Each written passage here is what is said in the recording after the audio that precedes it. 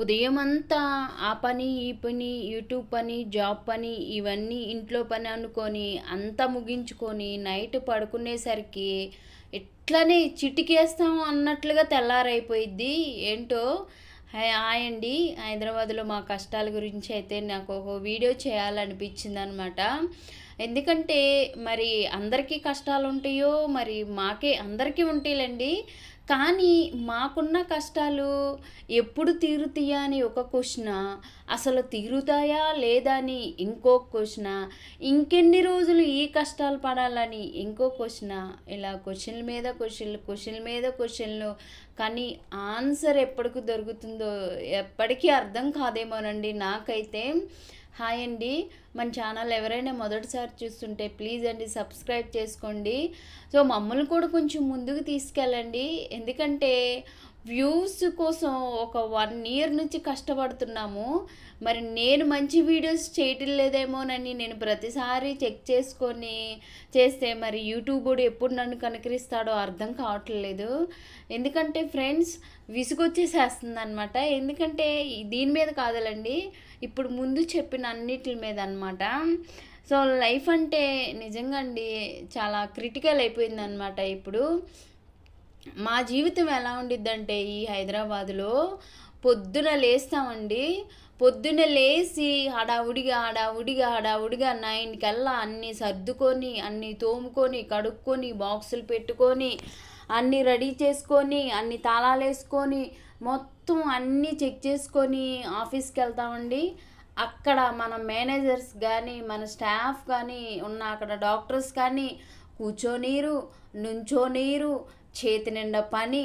ఎక్కడ కూర్చుంటో మళ్ళీ మనకి ఎక్కడ పని తక్కువైపోయిద్దనని చెప్పిన పని చెప్తానే ఉంటారు, చెయ్యని పని కూడా చేపిస్తూనే ఉంటారు. ఆ పని అంటారు, ఈ పని అంటారు.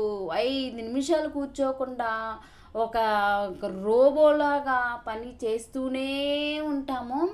చేసి చేసి చేసి టైం చూసుకునేసరికి మళ్ళీ మన షిఫ్ట్ టైం అయిపోయింది. అయ్యబాబోయ్ టైం అయిపోయిందని అక్కడి నుంచి పరిగెత్తుకోను, ఆటో పట్టుకోను, స్కూటీ వేసుకొని గబగబా ఇంటికి వచ్చేసేస్తే మళ్ళీ ఇంట్లోకి వచ్చిన తర్వాత ఏముండిద్దండి, ఉతికిన బట్టలు మడతేసుకోవాలి, కాదు ఉన్న గిన్నెలు తోముకోవాలి, మళ్ళీ సాయంత్రానికి ఏం చేయాలో వండుకోవాలి, అలానే సర్దుకోవాలి, అలానే ఇంకేమన్నా పనులుంటే చేసుకోవాలి. మళ్ళీ టైం చూసుకునేసరికి 10 అండి.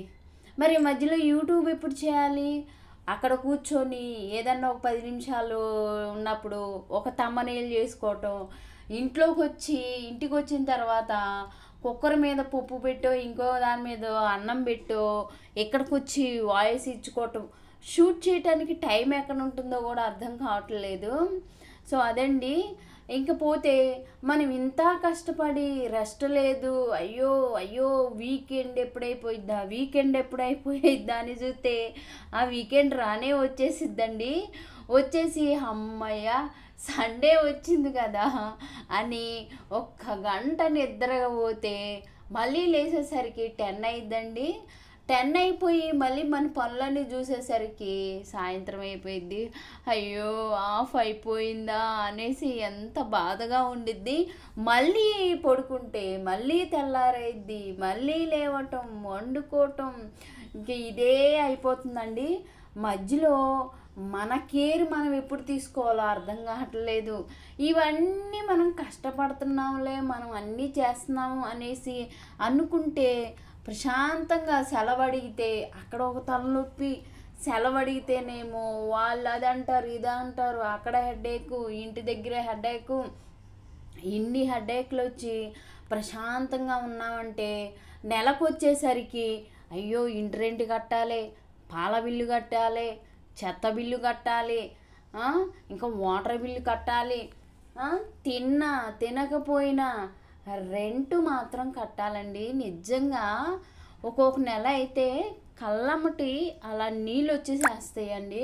నాకే అనిపిస్తుందా లేదా ఎందుకంటే ఇంటి రెంట్ కట్టడం 10 సంవత్సరాల నుంచి ఇంటి రెంట్ కడుతూనే ఉన్నామండి. ఈ కట్టడం ఎప్పుడు ఆగిపోయిద్దోననేసి బాధగా ఉందన్నమాట. ఇప్పుడు నాకు ఈ వీడియో చేస్తున్నప్పుడు కూడా హెడేక్ వస్తుందన్నమాట. ఎందుకంటే రెంట్ అంటేనే హెడేక్ వస్తుందండి. తినకపోయినా ఉన్నా లేకపోయినా కానీ రెంట్ కట్టాల్సిందే. సరే అప్పో సొప్పో చేసే రెంట్ కడతామంటే క్రెడిట్ కార్డు బిల్లులు అమ్మ టార్చర్ అయిపోయింది. రేపు నా బిల్లు కట్టాలండి, క్రెడిట్ కార్డు బిల్లు. సో ఏంటంటే 20వ తారీఖు కూడా రాదు, అప్పుడే మీకు బిల్లు డ్యూ ఉంది, బిల్లు కట్టండి, ఆ బిల్లు కట్టాలి, ఈ బిల్లు కట్టాలి, రెంట్ బిల్లు కట్టాలి. ఈ బిల్లులన్నీ కట్టేసరికి మంత్ చేసిన చాకరీ మొత్తం ఒకసారి వెనక తిరిగి చూసుకుంటే ఆఫీసులో సెలవులు ఉండవు, ఇంట్లో ఖాళీ ఉండదు, ఏంటి జీవితం అనేసి ఒక్కోసారి క్వశ్చన్ అయిపోయిద్దండి. మాకు సొంత ఇల్లు లేదు, మాకంటూ హెల్ప్ చేసేవాళ్ళు కానీ ఆదరించేవాళ్ళు కానీ ఎవరు లేరండి. ఎందుకంటే నేను చేసుకోవాలి, మా హస్బెండ్ చేసుకోవాలన్నమాట. మాకు ఫైనాన్షియల్గా ఎవ్వరు కూడా ఇంకా మాట్లాడకూడదులేండి, మాట్లాడకపోవటమే బెటర్ అనమాట. మేము చేసుకున్న కష్టము మేము చేసుకున్నది. ఎప్పుడన్నా సెలవు ఇవ్వాలంటే ఎక్కడి నుంచి ఆంధ్రాకి వెళ్ళాలంటే అటు ఏ ఇంటికి వెళ్ళాలన్నా, ఆ ఇంటికి వెళ్ళాలన్నా ఈ ఇంటికి వెళ్ళాలా కానీ వెళ్ళటానికి మనిషికి వచ్చేసి ఒక 1000 రూపాయలు, 2 మనుషులు వెళ్ళాలంటే 2000, తిరిగి రావటానికి 2000. అవసరం వచ్చినప్పుడల్లా ఇక్కడి నుంచి వెళ్ళాలి. మన అవసరాన్ని అయితే ఎవరు గుర్తించరు, కానీ వాళ్ళ అవసరాలకు మాత్రం మనం ఖచ్చితంగా వెళ్ళాలి. మన దగ్గర ఉన్నా లేకపోయినా మనం అప్పు చేస్తున్నామో లేకపోతే ఉండి వస్తున్నామో ఎలా వస్తున్నామో ఎవరికీ అవసరం ఉండదు. వెళ్ళామా, ఆ పని చూసామా, వచ్చామా. ఇక్కడ వెళ్ళేటప్పుడు ఎంత బాధ ఉండిద్ది, వచ్చేటప్పుడు ఎంత బాధ ఉండిద్ది అనేది ఆ బాధపడే వాళ్ళకే తెలుసండి. నిజంగా ఎంత బాధగా ఉండిద్దంటే, సో ప్రతి ఒక్కరికి సుఖం వస్తుంది అనేసి అంటారు కదా. సో మాకెప్పుడు వస్తుందని వెయిట్ చేస్తున్నామండి.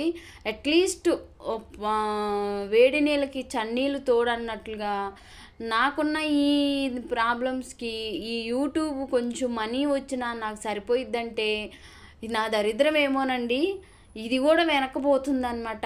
ఆల్రెడీ నేను ఒక ఛానల్ పెట్టాను, ఆ ఛానల్ కూడా already 5000 subscribers, 4000 hours watch time వచ్చిందని హ్యాపీగా ఫీల్ అయ్యి ఎంతో కొంత మనకి ఆర్థికంగా వస్తాయనుకుంటే అది కూడా ఛానల్ పోయింది, రీయూజ్ కంటెంట్ అని. ఈ రెండో ఛానల్ పెట్టి ఇదైనా సక్సెస్ అయిద్దని 1 ఇయర్ నుంచి కళ్ళల్లో ఒత్తులు వేసుకొని చూస్తున్నాము. ఇప్పుడు కూడా లేదు, ఇంకా వాచ్ అవర్స్ కూడా రాలేదు. సో ఇదండి కష్టాలు. అంటే మన కష్టాలు ఎవరికి అవసరం లేదు, మీరే కష్టాలు పడతారంటే అందరికీ ఉన్నాయండి. కానీ మంత్కి వచ్చిన శాలరీస్లో సగం శాలరీస్ ఇంటి అద్దులు కట్టడానికి కడుతుంటే ఆ పెయిన్ ఉండి చూడండి, ఆ గుండెల్లో పెయిన్ ఎంత బాధ ఉండిద్దంటే అంత బాధ ఉండిద్దన్నమాట. సో ఇక్కడ మనం ఏమి కొనాలన్నా కానీ మనకి ఉప్పు పప్పు ఏది కొనాలన్నా కానీ మనకు డబ్బులు పెట్టి కొనాల్సిందే. పొద్దున ఎప్పుడో ఇదో తెలియట్లేదు, సాయంత్రం ఎప్పుడో ఇదో తెలియట్లేదు, ఆఖరికి మిడ్ నైట్ కూడా లేచి అవి ఇవి గుర్తుకొస్తూ ఉంటాయి అప్పులండి. సో ఇలా కష్టాలు అయిపోతున్నాయి అన్నమాట.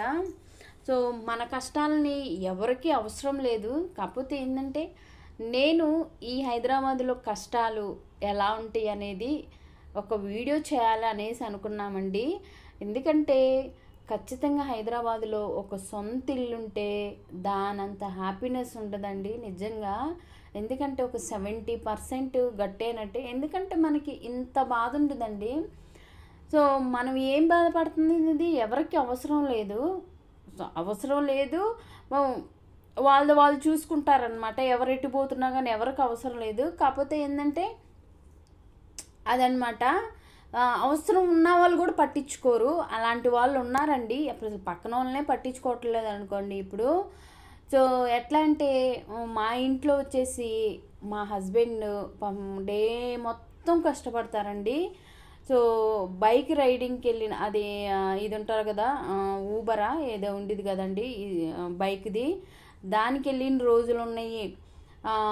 ఇంకా చాలా చాలా మళ్ళీ జాబ్ నుంచి వచ్చి ఉన్న ఖాళీ టైంలోనూ చేసిన రోజులు చాలా చాలా ఉన్నాయండి. సో కొంతమంది ఎట్లా ఉండిద్దంటే కొన్ని ఫ్యామిలీసు మోహన్ బాబు గారి ఫ్యామిలీ ఉంది కదండి, సేమ్ మోహన్ బాబు గారి ఫ్యామిలీస్ చాలా ఉన్నాయండి బయట అలాంటివి. పాపం వాళ్ళు బయటపడ్డారు.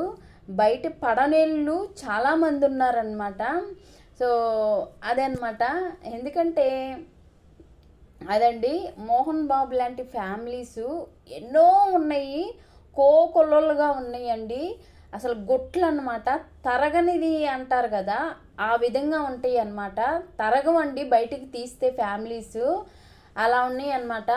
కొంతమంది మౌనంగా ఉండాల్సి వస్తారు, కొంతమంది విధి రాసిన దాన్ని బట్టి ఉండిపోతారు, కొంతమంది ఏమి చేయలేని పరిస్థితుల్లో అలా ఉండిపోతారు.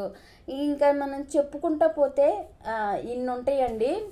సో ఏదేమనుకున్నా కానీ మనం కష్టపడింది మనకి ఎప్పుడు కూడా హ్యాపీనెస్ ఇస్తుందని నా నమ్మకం అండి.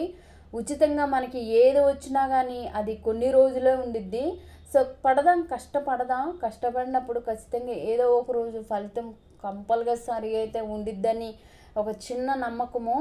ఈరోజు కష్టపడితే జీవితాంతం కష్టపడుతూ ఉండలేం కదా, పోనీ అలాంటి వాళ్ళు కూడా ఉన్నారంటే పడదాం. కష్టం ఏంటంటే ఉచితంగా వచ్చి మనం తినేదానికన్నా మనం కష్టపడితే మనది అన్న ఇది మనకైతే ఉండిద్దని నా ఫీలింగ్ అండి.